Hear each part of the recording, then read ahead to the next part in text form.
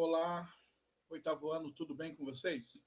Bom, nós vamos agora começar a nossa revisão, né? Vamos dar uma revisada em todo o capítulo que nós já terminamos, que é o capítulo 1 do livro 1 de Geografia, né? Do primeiro bimestre. Nós vamos aí dar uma olhada, vamos ver tudo aquilo que nós aprendemos dentro desse capítulo, tá ok? Para não deixar nada para trás, poxa, na hora de ter que estudar, como é que vai ficar? Então vamos dar uma olhada, né, a partir da página de, de número 2. Né? Na página número 2, nós temos aí o capítulo 1 e o título do assunto, né? Biomas tropicais. Então, o que nós estudamos aí nesse capítulo? Nós falamos um pouco sobre as zonas térmicas da Terra, aprendemos a como os raios solares, né?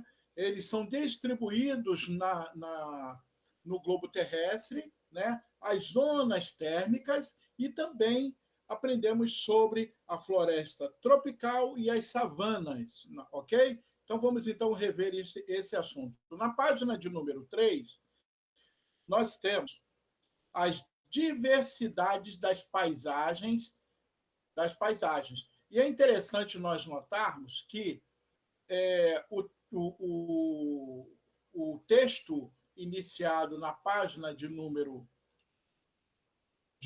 3, ele começa falando, nos chamando a atenção que, se nós olharmos pela janela atentamente, né, quando estamos viajando, as janelas, no caso do carro, a gente percebe que existe o quê? Uma diversidade tremenda, no caso, nas paisagens. Tem lugares onde que as regiões são mais altas, outras regiões mais baixas, né? Até nos retratos e nas fotos, se nós começarmos a contemplar as paisagens do mundo, né, nós vamos ver diversas paisagens e no caso, suas diversidades naturais. Né? Então, não é preciso tanto a gente ir longe para nós termos uma compreensão como essa. Então, é a infinidade, no caso, de belezas naturais que o nosso mundo apresenta, ok? Por que existem essas diversidades? Como pode o planeta sustentar uma variedade tão grande de espécies animais, vegetais, em paisagens tão diversificadas? Esse capítulo vai começar a responder isso para nós.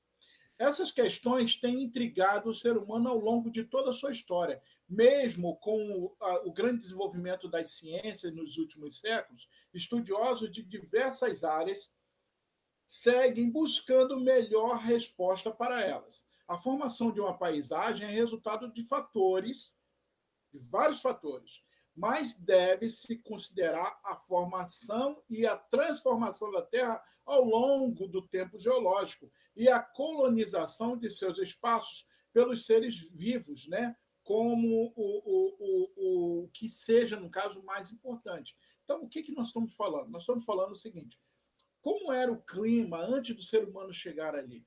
Como era, no caso, a paisagem natural antes do ser humano chegar ali? Bom, então eu tinha, no caso ali, uma espécie ali de representação da paisagem natural que pode ter sido mudada,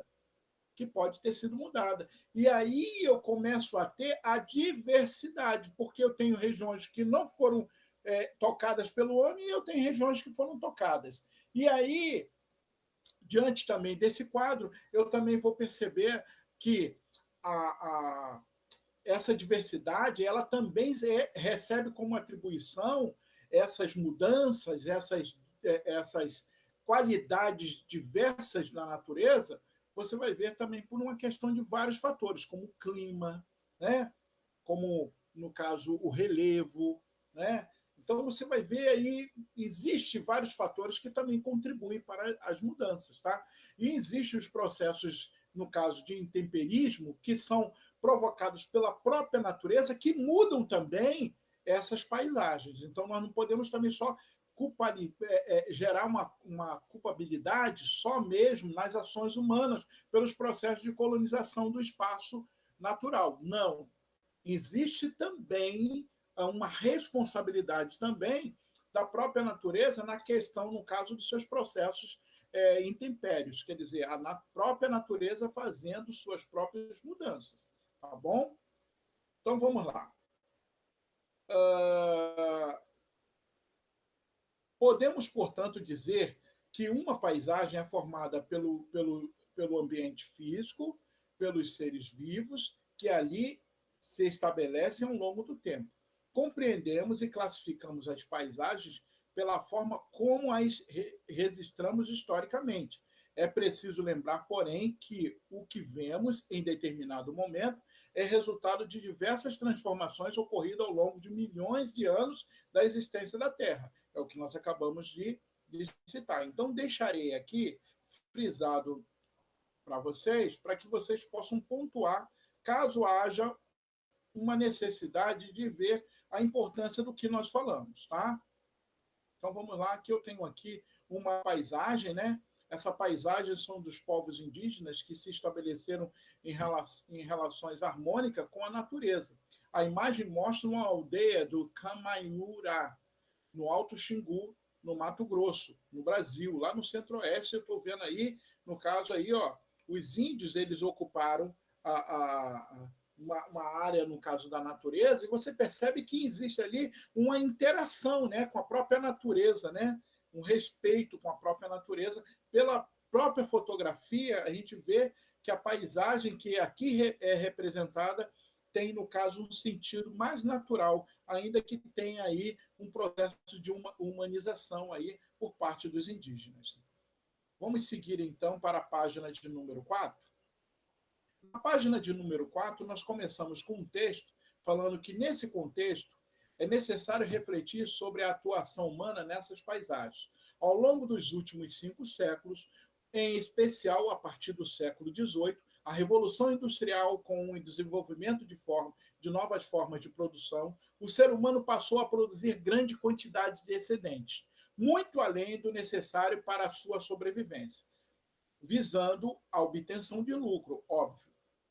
Assim, os recursos naturais passaram a ser usados tanto para gerar mais energia, quanto para abastecer em larga escala a sua produção industrial. Quer dizer, a cobiça e o desejo do lucro, do dinheiro, né, de uma condição social mais favorável, né, o ser humano ele chega a esse período com a Revolução Industrial, e aí não só gera, no caso, uma produção mais em larga escala, como também vai provocar em larga escala a destruição dessa natureza.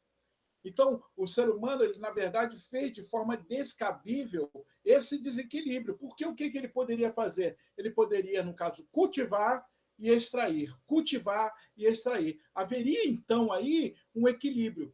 Mas o ser humano, ele consegue, no caso, buscar pela ambição o desejo de extração sem que haja, no caso, a outra parte seja completa, no caso, seja atribuída como a questão do cultivo.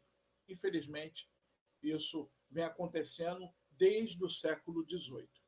As diferentes paisagens são divididas e classificadas didaticamente em tipos mais ou menos semelhantes, de acordo com as suas características físicas e biológicas, que incluem a formação geológica e a formação geomorfológica, os tipos de solo, de vegetação, o clima predominante, além da fauna e da flora que ali habitam.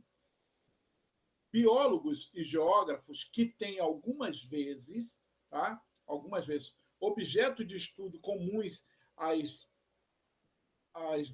duas ciências usam certos conceitos de forma indisciplinar, mesmo sob olhares particulares de cada ciência. Nesse sentido, a geografia, ao usar o conceito de bioma, procura dar a sua visão principal no que se refere ao processo antrópicos, ou seja, a ação humana nas paisagens. Ao longo desse capítulo, ao estudarmos os grandes biomas terrestres, procuraremos analisar suas características principais, as áreas de maior ocorrência e as contradições e consequências envolvendo a ação do ser humano. O que é que nós estamos abordando dentro dessa leitura?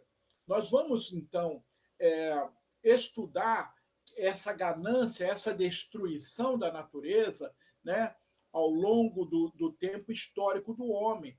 Como o homem, no caso, ao longo desse processo, no caso de revolução industrial, né, que se segue ao longo do percurso da nossa existência, como o homem ele atingiu, no caso, as formas geológicas, geomorfológicas, os solos, as vegetações, mudou o clima, né? Atingiu a flora, a fauna, tá entendendo? E toda essa estrutura de bioma por meio da sua ganância, por meio da sua obtenção de recursos naturais. Tá?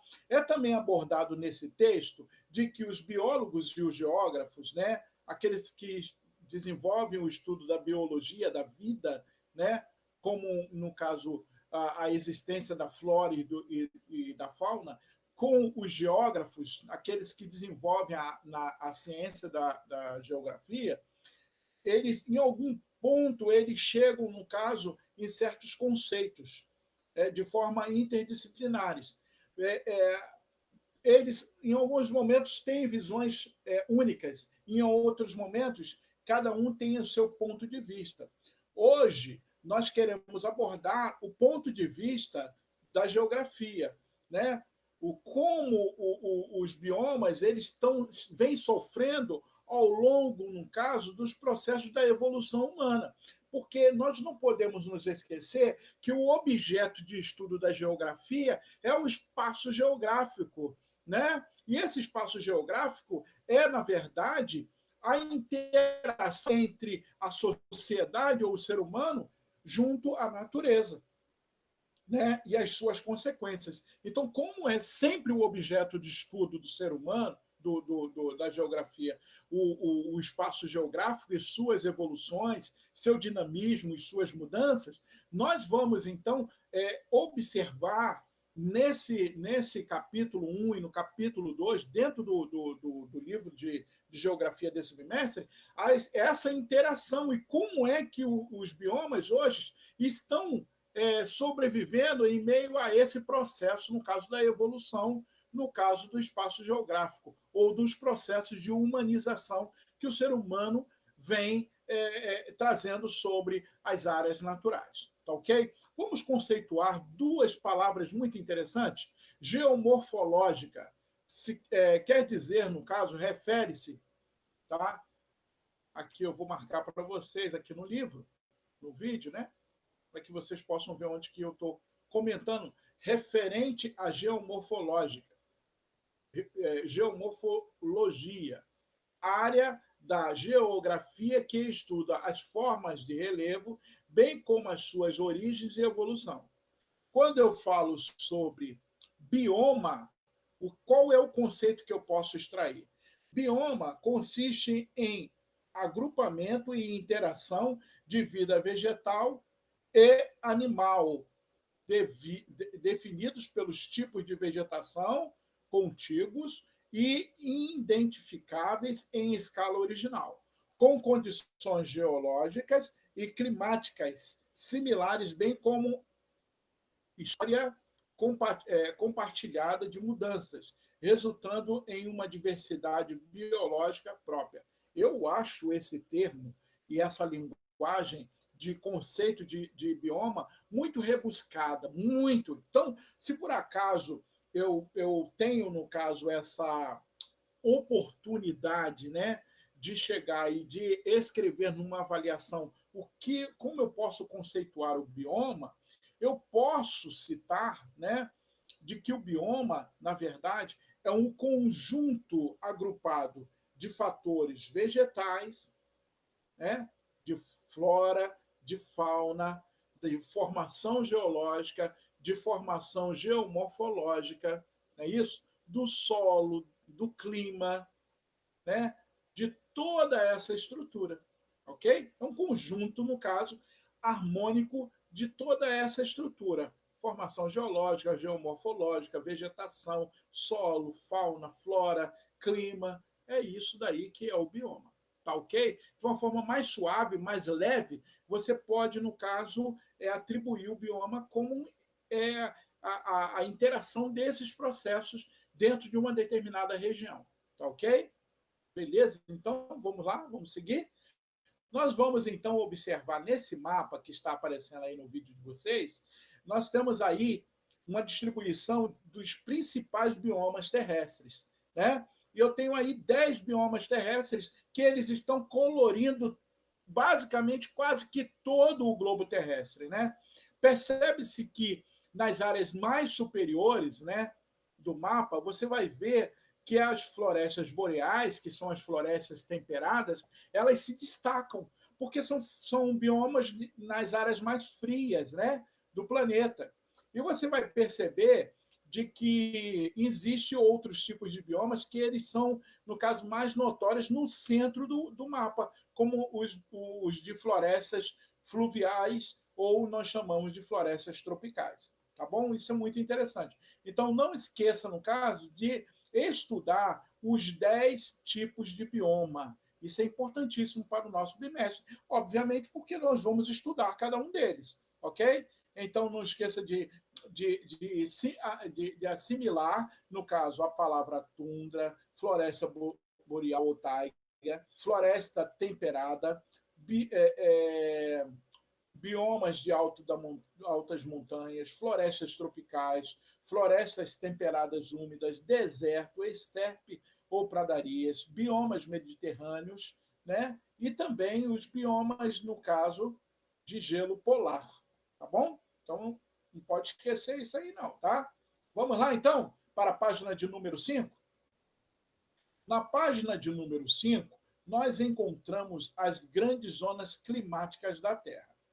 Tá bom? Então, nós vamos estudar aqui, nós vamos passar assim rapidinho na questão, no caso das zonas climáticas da Terra.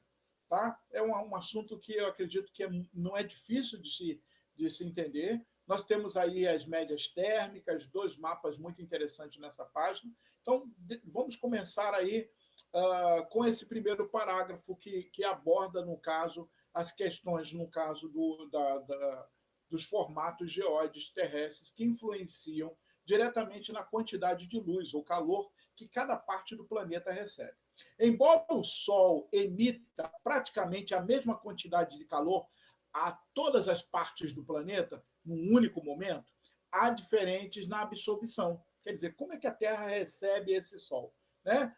Parte da Terra recebe esse Sol, esses raios solares, primeiro do que as outras partes. Né? Como assim, professor?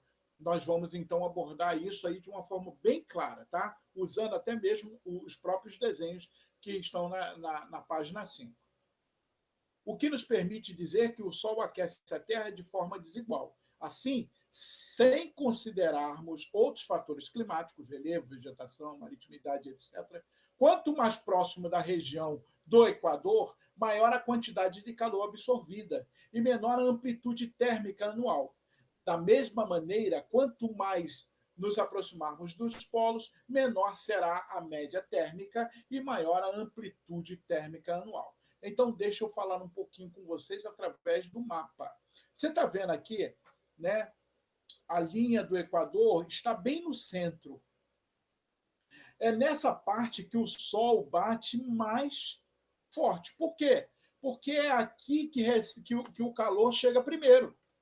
Se você olhar nas extremidades, o calor, os raios solares, ele vai demorar a chegar o quê? Nas regiões polares, ok? Então, eu vou ter uma variante anual de médias, no caso, térmicas e amplitudes térmicas, ok?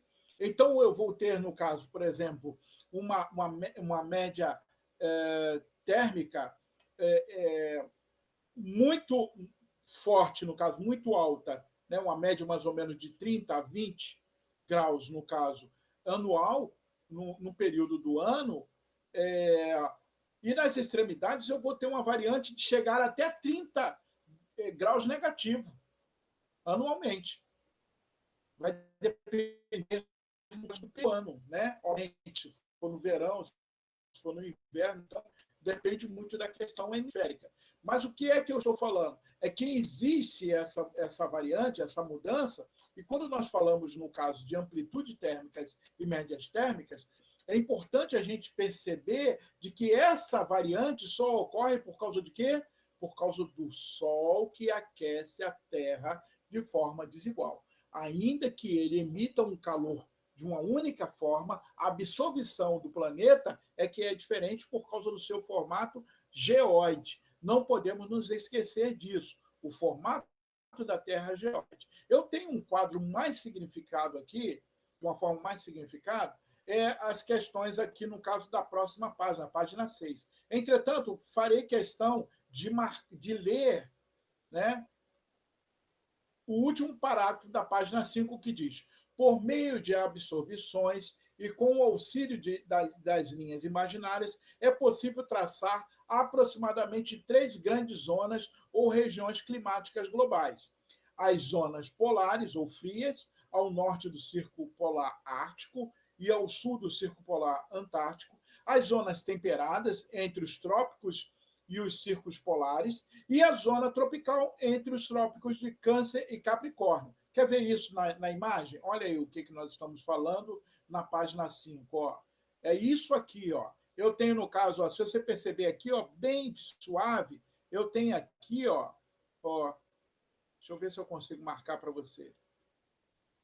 Não está dando para marcar.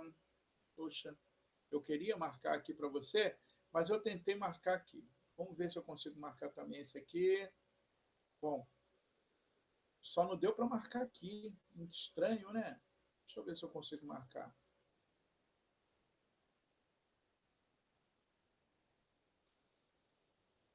Bom, agora marquei. Então, eu tenho aqui o Círculo Polar Ártico, eu tenho o Trópico de Câncer, eu tenho o Trópico de Capricórnio e o Círculo Polar Antártico. Tá?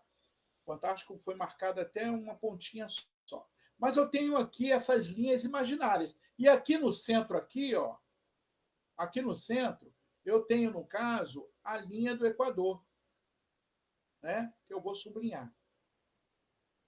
Eu sublinhei de vermelho para fazer um destaque diferente. Então, é a linha do Equador. Você vai perceber que eu tenho, no caso, 5 cores que se destacam aqui. As cores que estão acima dos círculos polares, tanto Antártico como Ártico, eles estão aí, no caso, numa cor cinza azulada, que representa a zona fria ártica ou a zona fria antártica. Ok? Que eu tenho uma temperatura média abaixo de zero. Eu tenho nas zonas temperadas, que estão entre os círculos polares e os trópicos, entre os círculos polares e os trópicos, eu tenho as zonas temperadas. Zona temperada sul e a zona temperada norte. E que chega a uma média de entre 0 grau a 20 graus. Ok? Uma média, no caso de temperatura, nessa região. Obviamente que não é uma região de intenso calor, porque se eu chego a uma média de 0 a 20 graus, eu já tenho uma região, no caso, vamos dizer assim, resfriada. É o quente resfriado, né? Então, eu tenho essa zona que nós chamamos de zona temperada, que são zonas intermediárias entre o quente e o frio. E a zona quente? A zona quente fica bem ali, ó, no centro da linha do Equador. Eu tenho essa zona que ela no caso, ela tem essa cor aí, alaranjada, meio vermelhada, né, no caso aí, que está apresentando aí no mapa de vocês na página 6. Tá bom? São 5 zonas. Essas 5 zonas eu tenho que compreender com visão, estudá-las e perceber que a zona quente ela fica entre os trópicos. As zonas temperadas elas ficam entre os trópicos e os círculos polares. E as zonas, no caso, frias, elas ficam acima dos círculos polares. Obviamente que a zona fria antártica ela fica depois, no caso do Círculo Polar Antártico. E a zona fria ártica fica depois da zona polar ártica. Tá ok, então? Compreendido aí, ó? Tá bom? É o que nós estamos falando aí, tá? Então é importante a gente ter essa compreensão que é importantíssimo para as nossas futuras avaliações. Diferentes regiões localizadas na zona climática, em geral, apresentam grandes características climáticas semelhantes. De modo geral, podemos observar nas regiões tropicais o predomínio de clima quente e úmido quase o ano todo. Ok? Vou aqui, ó, sublinhar aqui, ó. Vamos ver se eu consigo sublinhar aqui para vocês. Vamos lá. De modo geral, podemos observar nas regiões tropicais o predomínio de climas quentes e úmidos o ano todo. Nas regiões temperadas, a ocorrência de estação, né, primavera, verão, outono e inverno, são bem definidas. E nas regiões polares, as temperaturas muito abaixo, embora ocorrem importantes variações durante os verões. Então, eu tenho temperaturas baixíssimas nas zonas frias, nas zonas temperadas, as estações do ano, elas são realmente ali, se destacam, né, com predomínio mesmo da estação, e já na zona quente eu tenho, no caso, uma intensidade de calor quase que o ano todo, com características úmidas também, tá bom? Então é importante a gente compreender esse assunto aqui e o texto que eu marquei para ajudá-los.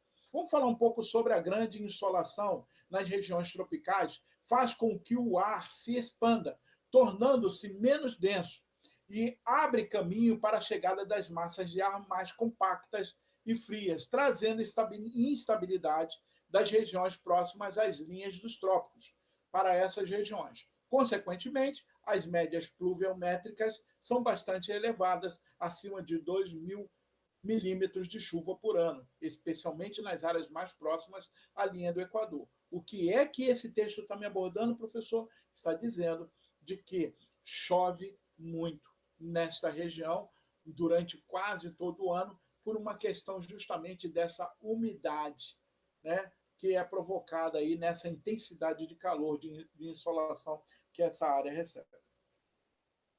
As dinâmicas atmosféricas, com as dinâmicas atmosféricas, outros fatores influenciam na formação dos diferentes climas, como a atuação das correntes marítimas, as características do relevo, a amplitude, as distâncias em relação ao oceano, maritimidade, continentalidade, a cobertura vegetal e a própria latitude.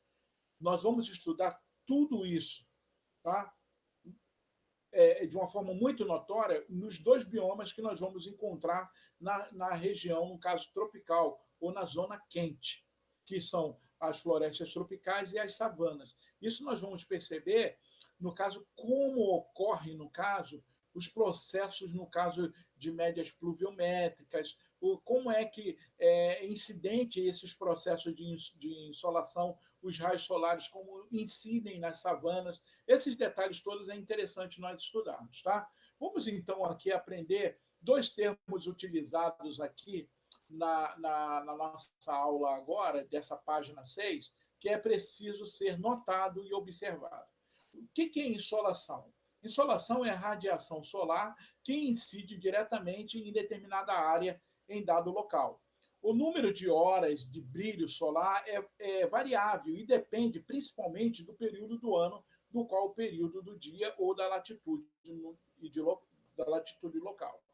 Médias pluviométricas corresponde ao cálculo de quantidade de precipitações de água em determinado local durante certo período. Então, eu tenho uma média pluviométrica, essa média, ela, no caso, por exemplo, é um somatório, no caso, pode ser um dia, pode ser um período, pode ser uma semana, um mês ou um ano, tá bom?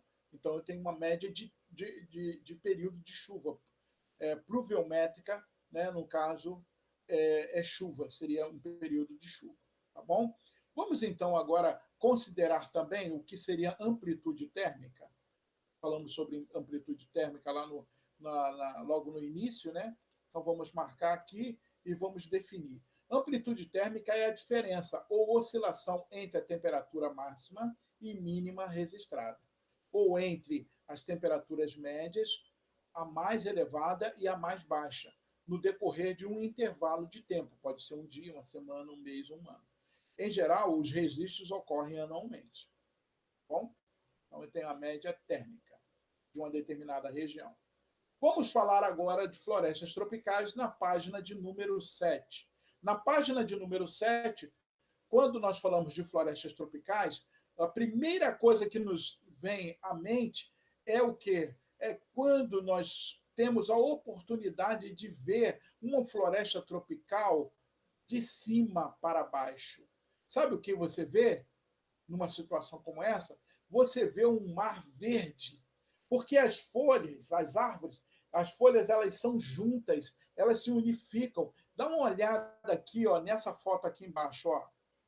Já dá para você entender aqui, ó, como essas árvores elas se unificam, né? Ainda que há uma variação de verdes, mas elas se unem, impedindo até mesmo, no caso, o processo de insolação sobre a região, ok? Isso é muito interessante nós notarmos, tá? Então, se você sobrevoar uma região extensa da floresta tropical, certamente vai se sentir navegando sobre um mar verde. Isso porque a densa e alta vegetação dessas florestas raramente deixa espaço por onde é possível visualizar o solo. Se alternarmos o ângulo de observação e resolvermos caminhar pela floresta, a sensação também não será muito diferente, pois se a floresta se apresenta fechada, ao olharmos para cima, dificilmente veremos o céu azul, já que uma espessa camada de folhas esconde os raios solares. Então você vai ver tudo verde também se olhar para cima, tá bom? As florestas tropicais são caracterizadas pela grande presença de árvores perenes altas e densamente agrupadas, por isso do Mar Verde. Nessas florestas, em virtude da associação da ação dos ventos e das correntes marítimas, da temperatura e de outros fatores, a umidade é muito grande e as chuvas são constantes. Então, precisamos ter isso em mente, tá? Umidade, grande quantidade de umidade e chuvas são constantes, permitindo o desenvolvimento de enormes variedades de plantas hidrófitas. Vamos lá, deixa eu marcar também isso aqui.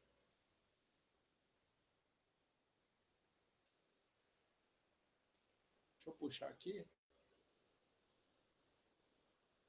Para que vocês possam ter também essa compreensão.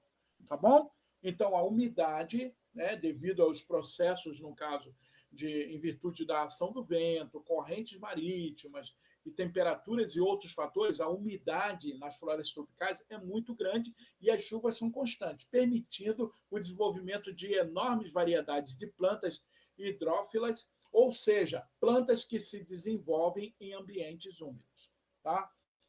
Outra informação que não é novidade para nós é que as florestas tropicais são consideradas os biomas mais ricos de biodiversidade do planeta. Em uma pequena porção da Mata Atlântica, por exemplo, pode haver mais espécies de árvores do que em todo o continente europeu. Né? Obviamente também porque eles destruíram tudo. Né? O que seria o termo perene? Vamos marcar aqui o que seria, então? Perene significa permanente, contínuas, que mantêm as suas características inalteradas ao longo do tempo. Então, as árvores das florestas tropicais, elas são árvores perenes e altas porque elas se mantêm por muitos e muitos anos assim, até que o ser humano chegue lá e derrube ela, estragando toda a beleza natural da fauna. Né? Bom, nas florestas tropicais eu tenho também uma riqueza, né, desses produtos, como castanha do Pará, o látex, né, o urucum, né, os frutos das palmeiras, o açaí, né, o palmito, né, e aí outros produtos aí que são de origem dessas florestas. Outros fatores que contribuem para a riqueza das florestas tropicais é a presença de muitos rios. Situadas em regiões úmidas, com grande quantidade de chuvas quase o ano todo, essas florestas são atravessadas por alguns dos maiores rios do mundo. E aí eu gostaria de citar para vocês, né, que é muito interessante, esses dois parágrafos, que vai abordar, no caso, os dois maiores rios do mundo que pertencem a florestas tropicais. A floresta do Congo, que é considerada a maior floresta equatorial do continente africano, é cortada em sua extensão pelo rio Congo, que é o segundo maior em volume de água do mundo, porque o primeiro, sabe qual é? O Amazonas, que é a floresta equatorial brasileira. Tá? Então, é interessante nós notarmos aí essa atribuição a essas duas florestas tropicais, que são uma das maiores do mundo, né? São as duas maiores do mundo, que possuem, no caso, também rios maiores em quantidade de extensão, né? No caso, maiores em volume de águas, no caso. Não em extensão, mas em volume de água, tá? Fazendo essa observação de trocadilho ali. Tá? Um outro detalhe aí que nós podemos aí compreender no caso das florestas tropicais é, apesar de toda essa riqueza, diversidade, grande parte das florestas tropicais localizam-se em regiões de solo bastante pobre em nutrientes. Tá? Então é importante nós notarmos. Basta coletar um pouco do solo da floresta amazônica que você vai perceber, tá? Por exemplo, para perceber que se trata de um solo arenoso muito diferente dos solos férteis de origem vulcânica. Um outro detalhe que atinge as florestas tropicais é o desmatamento, que gera grandes problemas nesses biomas.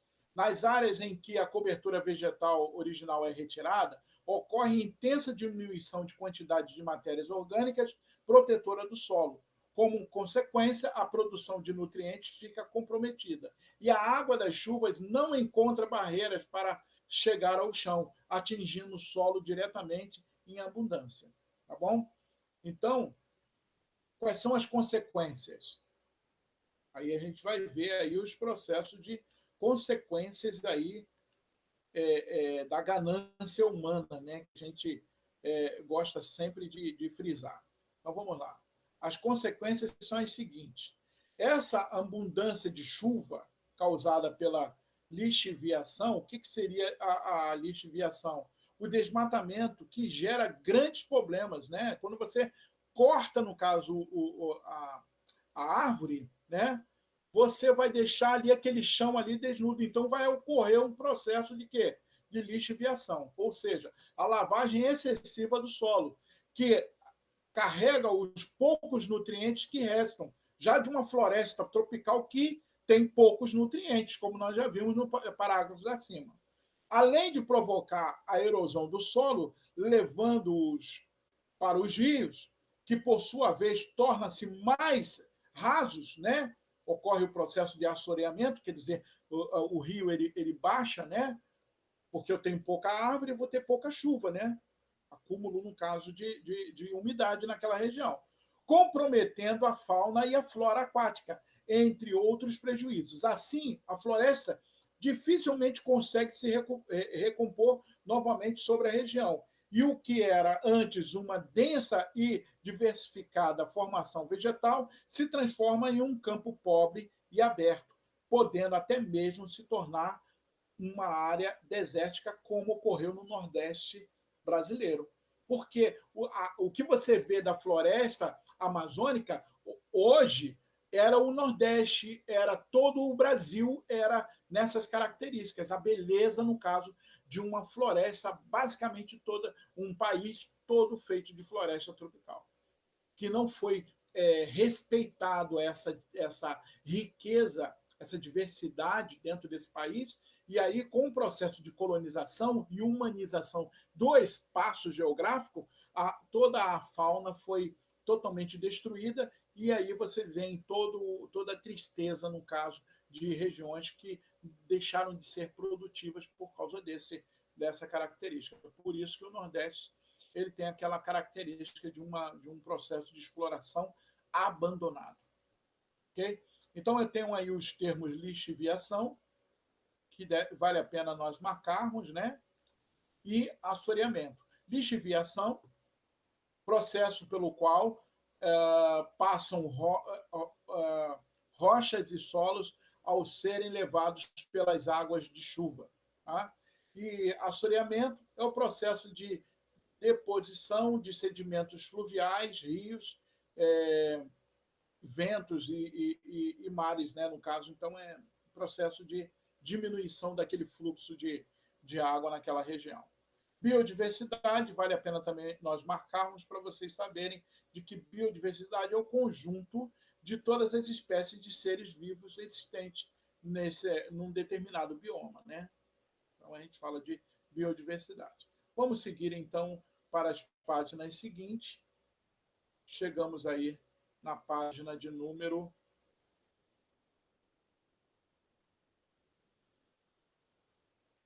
a página de número 13. Na página de número 13, nós vamos falar sobre savana. As savanas, no caso, ela é muito interessante de que as savanas são biomas muito ricos e diversificados. As duas maiores regiões de savana do mundo estão localizadas na África e no Brasil. Assim como nós estamos falando da floresta tropical, nós temos também as savanas, né? Em nosso país, no Brasil, as savanas correspondem ao cerrado, que ocorre principalmente na porção central do Brasil, ali no centro-oeste, né? O cerrado brasileiro na verdade, as savanas por suas características, né? O tipo de plantas, de árvores, todas essas características. O que vai diferenciar, no caso das savanas africanas, é as espécies animais que vivem nas savanas brasileiras, tá? Que na África existem outras espécies um tanto diferentes, tá ok? As savanas são formações típicas das áreas que apresentam umidades irregulares, como verões geralmente quentes e úmidos e invernos secos, razão porque está ali na zona quente, próxima à linha do Equador. Ali, tá? O aspecto que mais contribui para a existência das espécies típicas de savana reside na alternância entre os períodos de seca e o período de intensa umidade. A vegetação é muito menos densa do que nas florestas tropicais, sendo dominada por árvores de médio porte, arbustos e herbáceas. Apesar de serem classificados como o mesmo bioma, a savana africana e o cerrado brasileiro apresentam numerosas diferenças. E aí, esse parágrafo, eu faço questão de marcar, porque é interessante vocês verem o que há também de incomum nesses dois espaços que nós chamamos de, no caso. Por exemplo, o cerrado brasileiro é muito rico em espécies vegetais, enquanto na África predomina-se um menor número de espécies. Em contrapartida, as características mais marcantes na savana africana é a presença de grandes mamíferos, como elefantes, leões, girafas, zebras, ausentes no Brasil. Ok? Então, eu marquei esse parágrafo para que você possa ter uma compreensão do que há de diferente nesses dois biomas que têm as suas características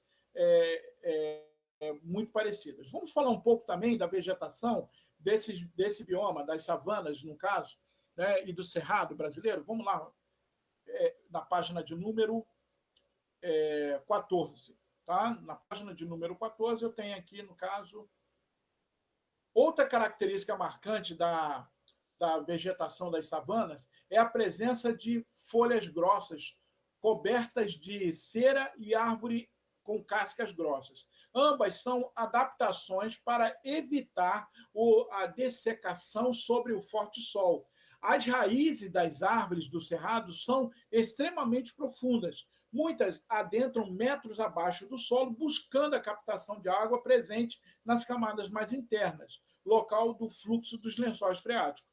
Outra propriedade dessa vegetação são os galhos bastante retorcidos, o que parece ser uma resposta das árvores à alternância entre a seca e a umidade, assim como o solo ácido e arenoso comum nessas áreas. Então, o que eu preciso, no caso, compreender é que essas características muito comuns no cerrado brasileiro, tá, e nas savanas, o tipo de folha, né, as árvores um tanto retorcidas, com os galhos retorcidos, né, árvores com cascas grossas, isso daí é muito comum nas regiões tanto de savana como de cerrado, tá bom? Então é bom a gente entender essa importância dessas características na vegetação da savana. Vamos falar, no caso, de queimadas naturais e espontâneas, ok? Ocorrem a ocorrência de regular de queimadas naturais aparece como uma das mais importantes características das savanas, em especial no Cerrado brasileiro. Essas queimadas naturais, que também nós podemos chamar de queimadas espontâneas, são causadas principalmente pela insolação intensa nessa região, somada à irregularidade de chuva hídrica, no caso, as regiões irregularidade hídrica, e a presença de matéria orgânica seca, como folhas e galhos quebrados. Grande parte dessa vegetação só sobrevive por causa de suas adaptações. Tá? As cinzas resultantes das queimadas depositam-se no solo, servindo de nutriente para o reaparecimento de diversas plantas. Dessa maneira, após a queimada natural ou espontânea, pode-se haver um nascimento rápido e o florescimento de diversas plantas. As queimadas espontâneas, portanto, fazem parte do ciclo natural da savana e podem trazer benefícios à vegetação. Mas nem sempre é assim, gente. Então, esse assunto sobre queimadas, que também é de importância para a nossa compreensão, vale a pena você, no caso, destacar aí, no caso, o que ocorre, como ocorre e por que ocorre as queimadas, né? E por que, no caso, por exemplo, e o que ocorre. Então, eu tenho aí as queimadas espontâneas, elas são causadas principalmente pela insolação intensa nessa região, está próximo da linha do Equador, então está na zona quente. Tá? Ela tem também um somatório, no caso da irregularidade hídrica, porque tem em algum período dessas queimadas, quando ocorrem essas queimadas, é a ausência de chuva, ok? E aí a ausência de chuva também vai gerar, no caso, a baixa dos riachos, né, dos rios, que ali fazem com que a fauna sobreviva. A presença, no caso também, de matérias orgânicas secas, como folhas, galhos quebrados, somando todo esse processo, vai gerar as queimadas naturais ou espontâneas, ok? Depois desse período de queimadas, fica as cinzas, não é isso? Essas cinzas, elas vão ser depositadas ali no solo e ela vai servir de nutriente para reaparecimento de diversas plantas. Essas plantas, né, vai ter o seu rápido crescimento e florescimento de novas faunas, no caso ali, de diversas faunas que vai... a flora, no caso, né? Fauna não. A flora, a diversidade, no caso dessa flora, dentro dessa região, no caso desse bioma. Tá? Então, as cinzas vai propiciar, no caso, uma qualificação nova de novas plantas dentro desse bioma, ok? Então, a flora ela vai, no caso, se beneficiar com as queimadas naturais. Entretanto, vale a pena citar que, contudo, em quase todo o Cerrado brasileiro, as queimadas são, em sua maioria, intencionais e provocadas pela expansão econômica, o que interrompe o ciclo natural, trazendo sérios riscos à perpetuação das espécies nativas.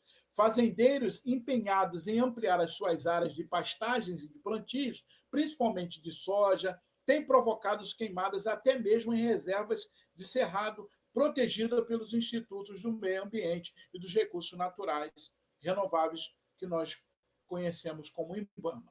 Então, eu tenho aí algumas imagens que eu passo no vídeo para vocês, que é justamente, no caso, os incêndios no Cerrado, às margens de uma rodovia, né, no Distrito Federal, e muitas dessas queimadas elas são intencionais, outras são, na verdade, queimadas naturais, como você vê na segunda foto aí da imagem da página 14. Ok? Então, gente, mediante toda essa riqueza de biomas que estudamos, nós vamos ficando por aqui, agradecidos aí pelo carinho, pela bondade, pela boa disposição que vocês tiveram em estar conosco durante esses minutos, relembrando tudo que aprendemos aí no capítulo 1. Então, eu desejo a vocês aí um forte abraço, bênçãos sem medida de Deus sobre vocês e sobre os familiares de vocês. Muito obrigado por tudo que vocês têm nos concedido a oportunidade de estarmos sempre juntos, né, aprendendo de geografia, e eu espero de que esse vídeo possa ajudá-los na preparação, no caso, para as futuras avaliações, como também para, no caso, uma experiência prática da vida de vocês hoje e no futuro. Um grande abraço, que Deus abençoe a todos.